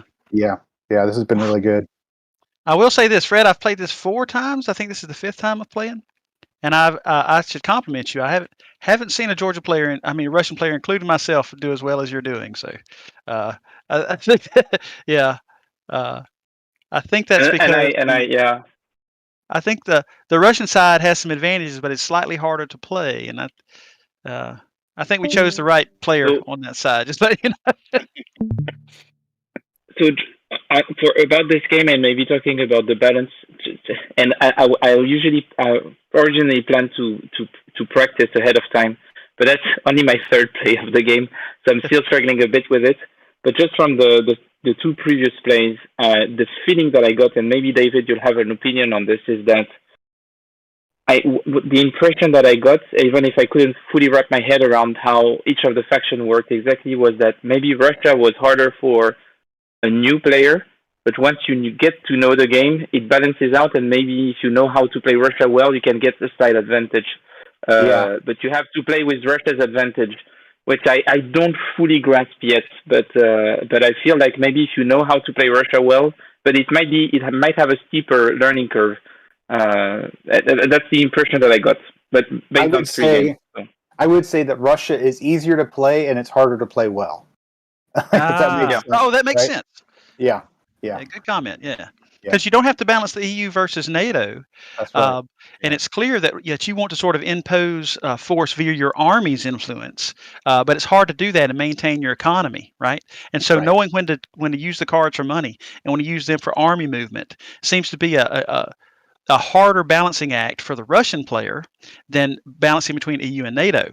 But I think both sides having played it a few times now, are very even when it comes to balance. I do think Russia maybe, as you said, is a steeper learning curve, though. Yeah. I have my cards if you have your cards. Yeah, I have my cards. I'm at a grand total of 6. I have 5. Okay, I will go first then. This is not what I wanted. So I will play Poland for the EU action. I'm doing that for an important reason, because I control the Baltic Sea, and if I use Poland or the Baltics for an EU action, I get an additional $2 or 2 money out of it. And so instead of getting 3 money for the Poland card, I'm going to get 5 money for the Poland card. And I've been my economy has not been what I wanted it to be. So, and then the other card I have is Finland, and what I'll do with Finland, and I will spend 2 to establish EU influence in Azerbaijan. I'm not quite done yet, though. Oh, what's he got up his sleeve? Oh, I don't know. This is rough. If I was going second, this would be a no-brainer.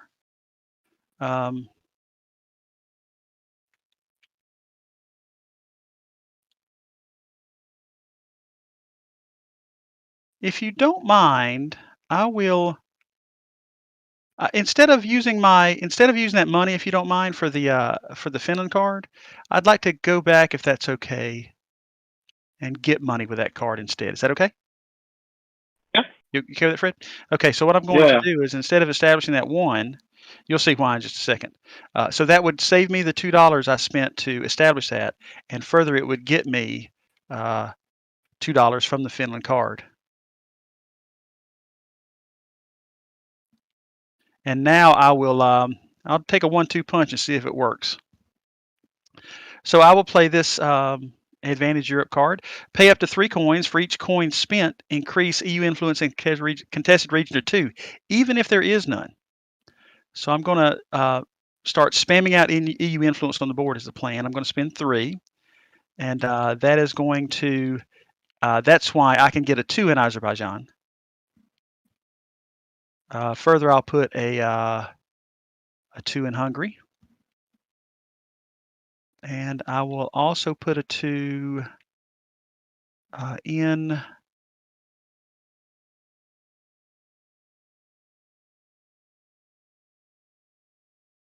That was an awesome play, because Fred could have easily spent one action to tie you in Azerbaijan, but now it's tough. Yeah. I'm going to put it in Moldova, I think, to try to put a little pressure there.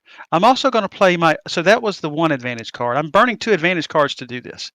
But it seems like a pretty good move. And that cost you 6, right? That cost me 3. Pay up to 3 for each 1 spent, increasing EU influence in the case region to 2. So 3 regions get a 2 EU influence from nothing, and it cost me 3 total. Is that correct, Dave? Oh, pay That's up to 3. Okay, right. yeah. I didn't. Yeah. Now I understand. The second card is Eastern Partnership. You may +2 in Armenia, Azerbaijan, which bumps this to 4. Belarus. So in hindsight, I'd probably place that in Belarus just because I can bump it now. Oh no, I can bump the Moldova.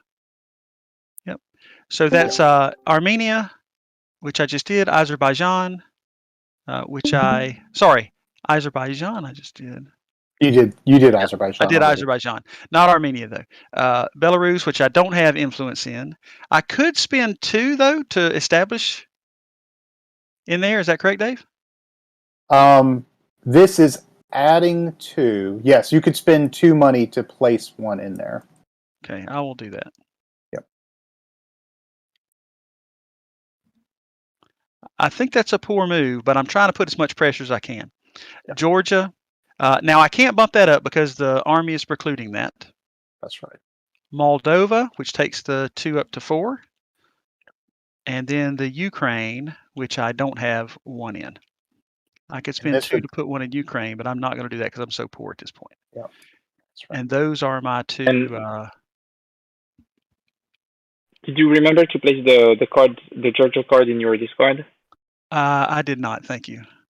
I'm saying that because you might want to have it because as you're going to score that objective, you're going to have +1 resource if you play it in the future. So Well, I believe I did actually. You did because you got a 5 in this last turn. I did. Yeah. It's not in my contested deck over here. So yeah. Okay. And I don't think I have the Baltic Sea, the Black Sea anymore. EU probably has that because Eastern Balkans. This is a total of 11. I think EU has it.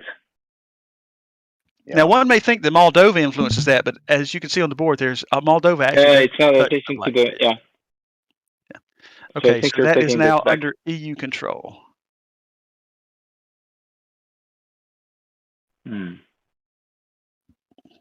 Here in France, I take as a moral victory. That's good. It means I'm making you think. That's good. Yeah, I didn't expect you to spend your 2 advantage card and being so brutal. But yeah, that's what I have to. And you had so much money. That's insane.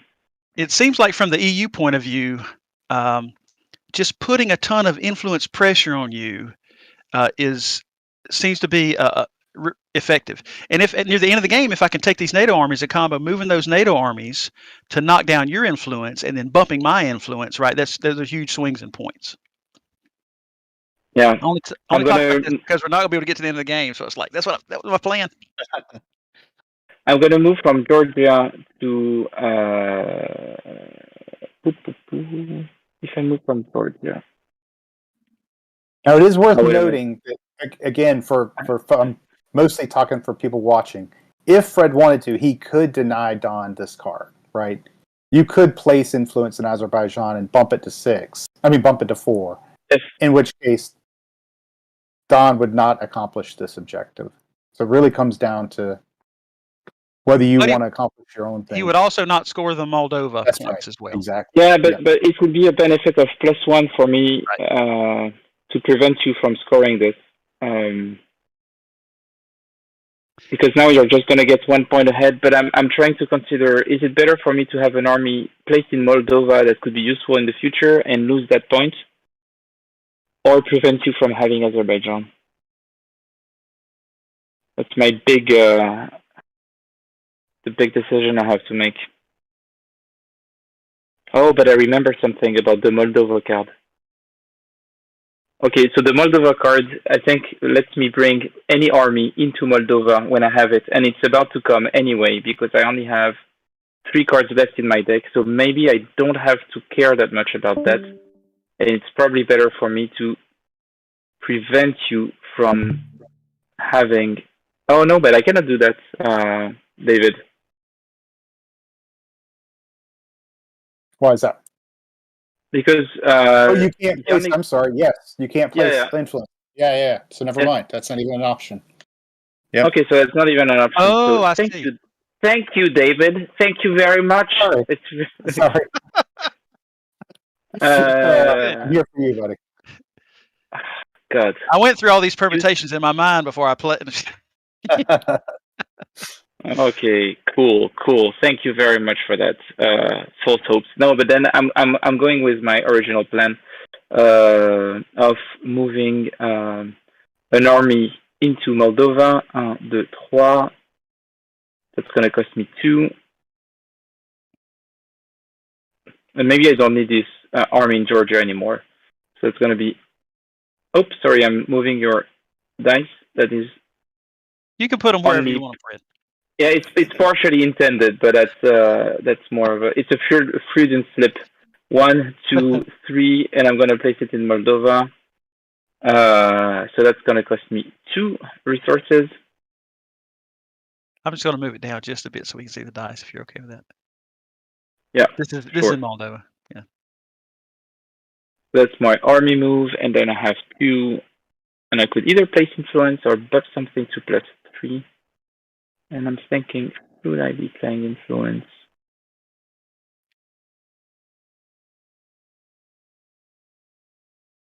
Now, one additional advantage while Fred's thinking of this current headline is that, and this could benefit both of us, right? With the +1 increase in economy in Azerbaijan and Georgia. Yeah. Well, actually, I will have those cards and he will not. Right. Potentially. Yeah, I've got Georgia. Yeah. If I get those cards are worth more money to me if I score that card.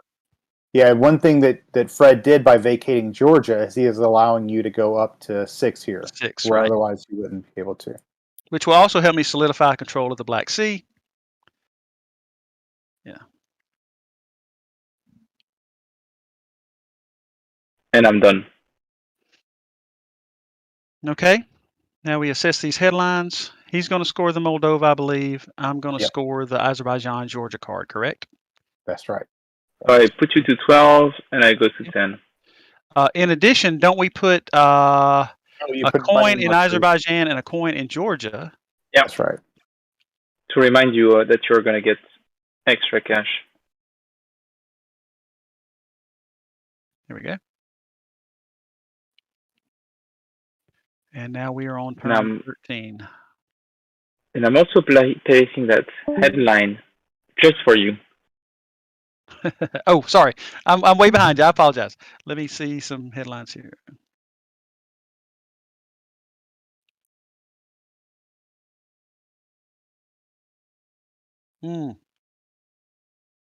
This is a tough one.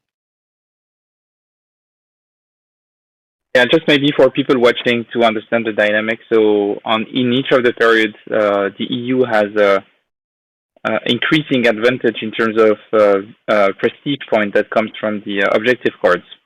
So I think it's +5 on period 1 and +7, something like this on period 2, if you take into account the amount of prestige that can come from objective headline cards. David? That's right, yeah. The easiest way to think about it is there's more opportunity, there's more points available to the Europe player, but they're obviously harder to get, right? Oh, yeah. I've definitely seen that. I came out swinging here. I threw down the gauntlet. It's going to be all about Moldova. Okay. Yeah.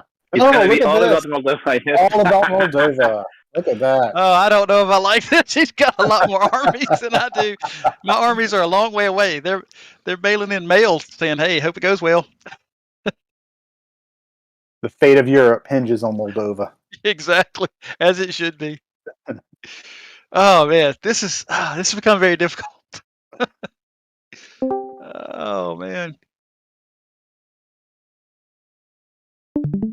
And maybe knowing that we won't be able to finish, do you want, David, maybe that we stop maybe 5-10 minutes early so you can answer a question and we can debrief or something like this?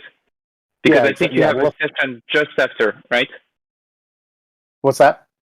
You have a session just after this one, right? Yeah, I do. That's right. So yeah, let's plan to go and maybe another round or two. We can end around 10 till. Yeah, sure. Let's go maybe for the next headline, see if it's okay with you, Don. Yeah, that's good. Yep. Of course. Two more rounds.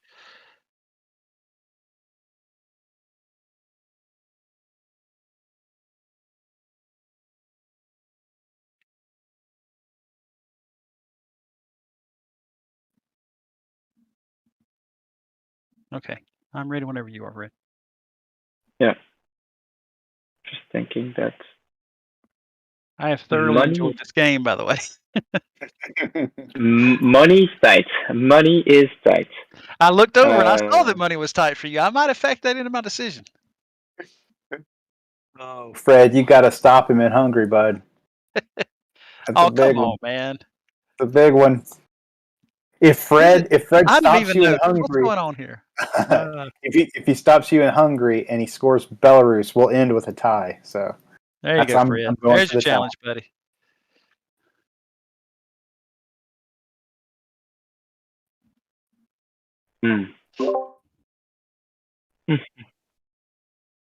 Oh, that's true. Fred does have an advantage card. Yeah, I know. Because I burnt 2. It got me 3, so it was a +1, and I thought it set me up pretty strong down here also. Yeah. Because he's either going to have to try to march here to deny me points, or he's going to have to try to march down here to deny me points. At this point, at least, either one of those is going to be expensive. Right. That's right.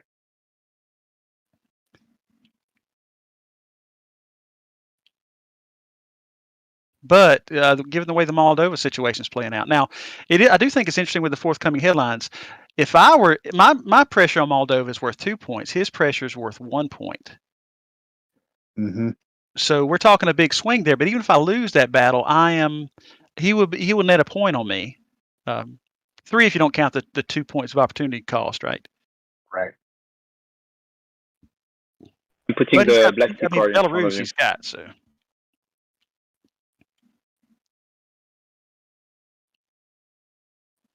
Yep. Okay. I think I'm done. Okay. I am at 10. And I think I'm higher than this. I'm at 12. Okay. And we're on turn 13, is that correct? Yes. Yeah. Okay. I'm gonna get 2 resources because I need to have at least some amount of flexibility when it comes to taking an action with my armies. So that's it. And then I'm going to bump Eastern Balkans to 4. Nice. So I figure his plan here is to move his army in out of Moldova, potentially to knock this down, and then bump up his Eastern Balkans. But I think I need to keep my army in Moldova. So, I need to keep my army in Belarus. I didn't actually plan for that. Yeah, because on the previous headline, I needed to keep the army in Moldova to score it.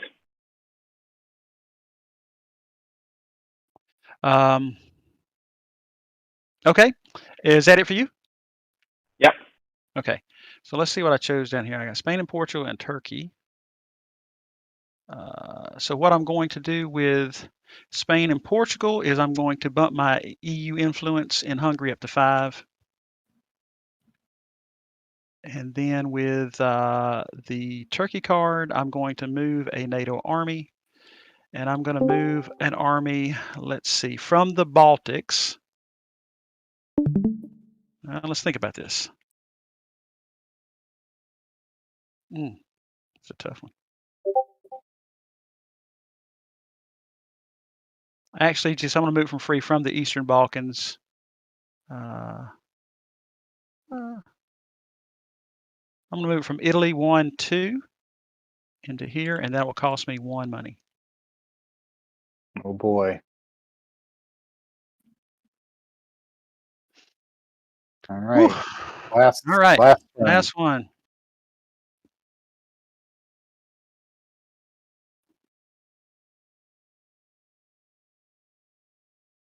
I didn't expect you to do that.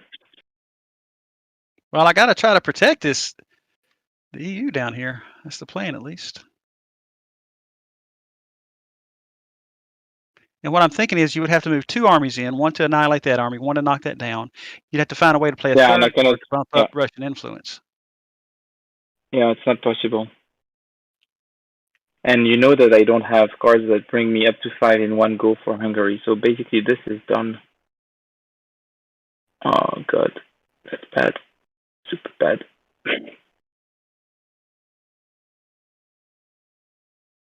Just to be clear, Don, I think at the end of the game I would still have 1. But I think that when we're going to stop the game, I would be slightly behind.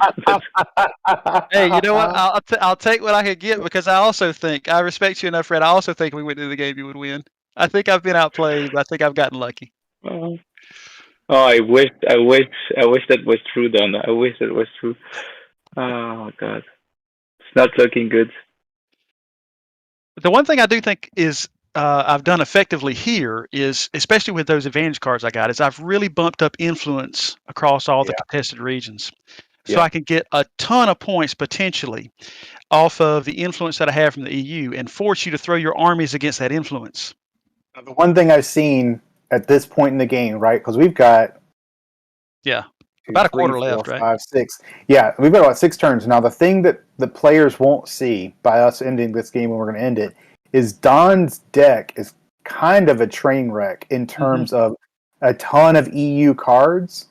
And I've seen turns where the Europe player has nothing but EU cards, meaning now the Russia player doesn't know this, but the Europe player can't move an army if they had to, right? And that could wreck them at the end of the game. But one advantage card that I discarded because it wasn't good, but situationally it's very good, is you can swap out, I believe, 2 cards from your hand from 2 cards of your choice from your draw deck or discard pile, which is huge in-game card because it can give you the flexibility you need to get a ton of money off of, say, a Poland card if you control the Baltic Sea like I do. Another thing I think is effective is getting control of these seas. I think is very important for the Russian player, especially the Black Sea. The Baltic Sea is very good in that it can generate, well, both of them can generate a ton of money for the EU player. So I think controlling these and prioritizing that is a pretty good move for both sides. So I think there's some natural tension built up over those seas.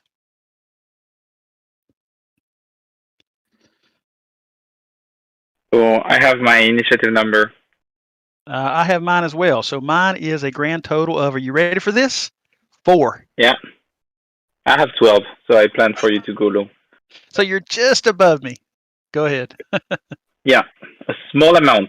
No, but I'm not planning on doing anything for that turn. So what I'm actually doing is, which is weird because we're going to stop, but I'm still planning for the future because I think I still have a good shot at winning this. So I'm getting 3 resources from the president.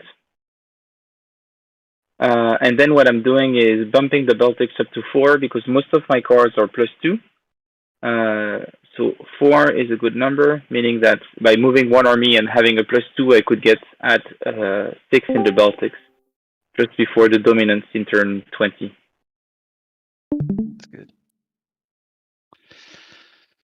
Okay, you ready? So my 2 cards, this is where those, like I said, this Eastern Balkans card is not a very powerful card in the grand scheme of things, right? Austria is not a very powerful card either. So what I'm going to do here is with the Austria card is I'm going to use the +3 influence to bump up Hungary, go ahead and get that to a 6. And then with the other one, in order to deny you the points from the current Belarus, is I'm going to actually spend this for the NATO action to move an army, and I'm going to move the army from the Baltics into Belarus, which is free, which annihilates both armies. Wait. Oh, sorry. The Eastern Balkan card, you control it because you have EU influence. Thank you very much. Thank you very much. Wait a minute, Don. Are you cheating right now? Are you cheating right now? I told you. I told you I was going to mess this up, and it took me to the end of the game to do it. Dang it! Oh, No, very but well, very nice. that's Very good. huge, and I want to talk about this huge. for just a second. You know, we've mentioned this in passing a couple of times. We talked about the tension between NATO and EU. Oftentimes, players will play this for the first time, and they'll say, "Oh, Europe is too powerful." Da da da. And when you start peeling back the onion a little bit, right, this mistake happens all the time. Right. So that's really cool that once again, I feel like you guys have engineered this. You scripted it perfectly because, so that's when this card, it's in your hand and you start cursing it because not only can you not do the NATO thing, but you don't want this card at all. That's right. All right. Yeah. So what I did is I went back and I just bumped up the Azerbaijan to 6 to put more pressure on you down there. But that means you take the Azerbaijan card, right? Which is good. I did take the Azerbaijan card and also. Let's see here.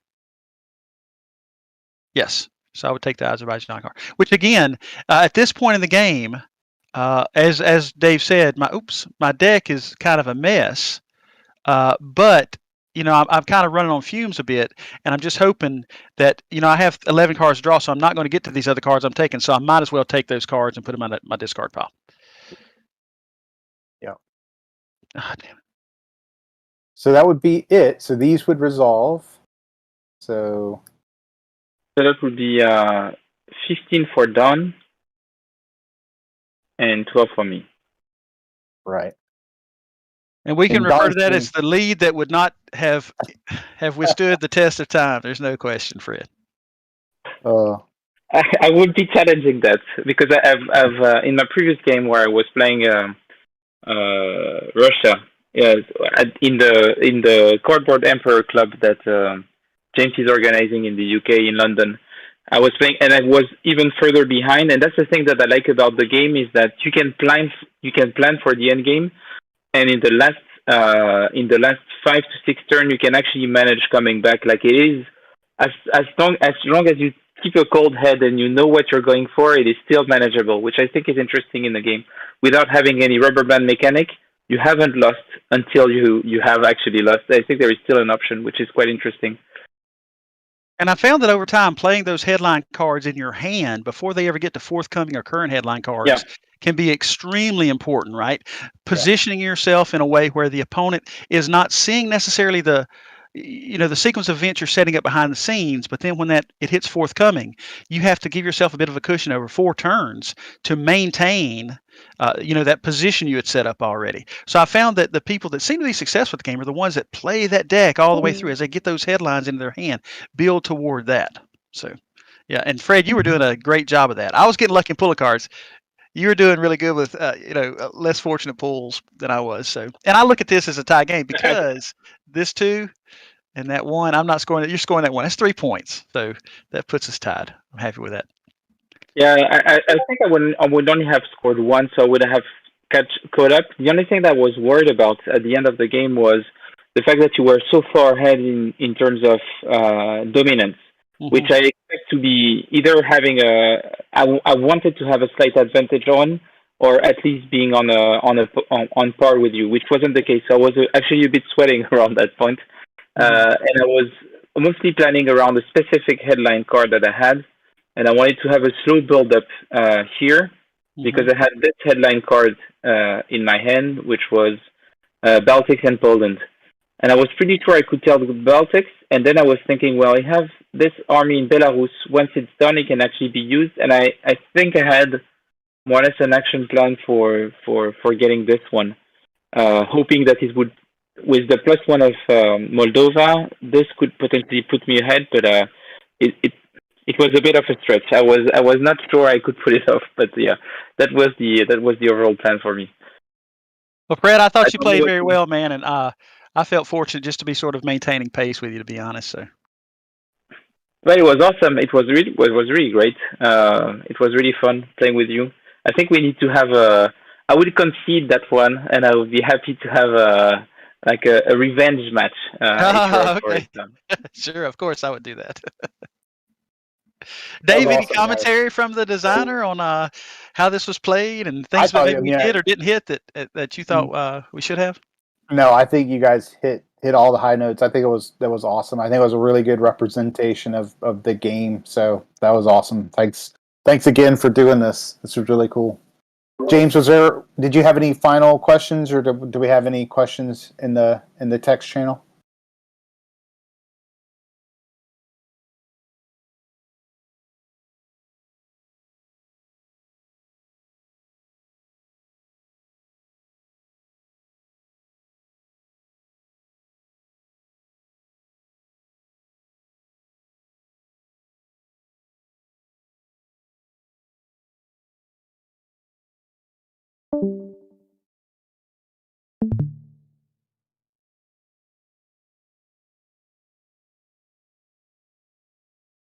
I would just say one thing, maybe to conclude, is I think this game really rewards repeated play.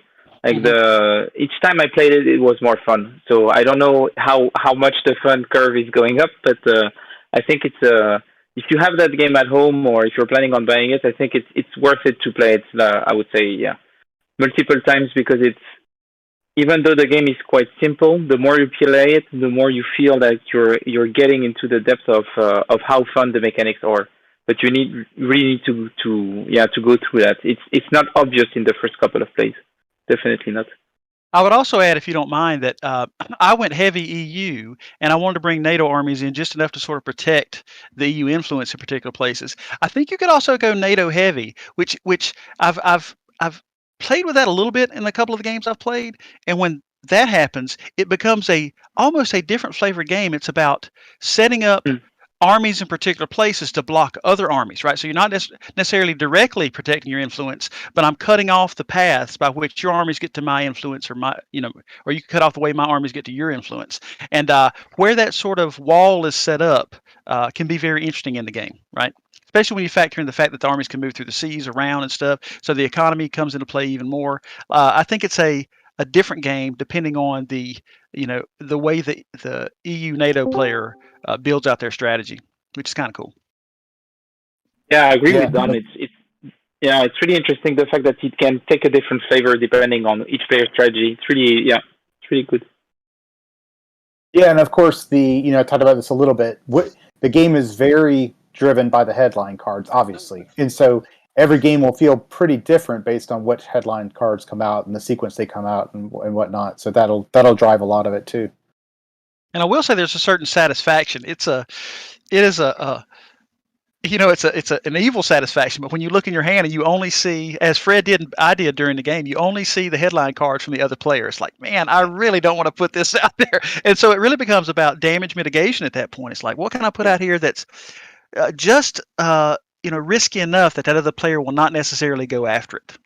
Well, yeah, and that's a funny thing. Like that. In the situation where you're forced to put your opponents out, the decision then becomes, well, I can put this one that's only worth a point, but that means it's probably relatively easy for them to get it. Or I could put this one that's worth 3 points. They probably can't get it because it's so hard. But man, talking yourself into putting a 3-point card for your opponent out there that's tough. And there's a little bit of bluffing when it comes to the fact I threw that Moldova card out there, but Fred was also going for Moldova. And so what I've done is I've sort of doubled down on that Moldova influence at this point. And that makes it more lucrative for him and harder for me to protect, right?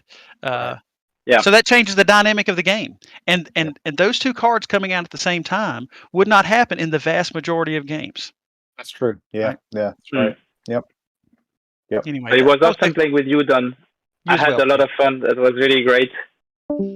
Good. You as well. I say this though. I like you. Thank you for playing this game. I'm afraid to ever look across another war game at you because I'm afraid I would not fare nearly as well if we did it again. All right, guys. Well, thanks again. I'm going to head off to the next event. This was super fun. And thanks everybody watching. See you, Fred. Thank you very much. Talk to you soon. Bye-bye. Bye, guys.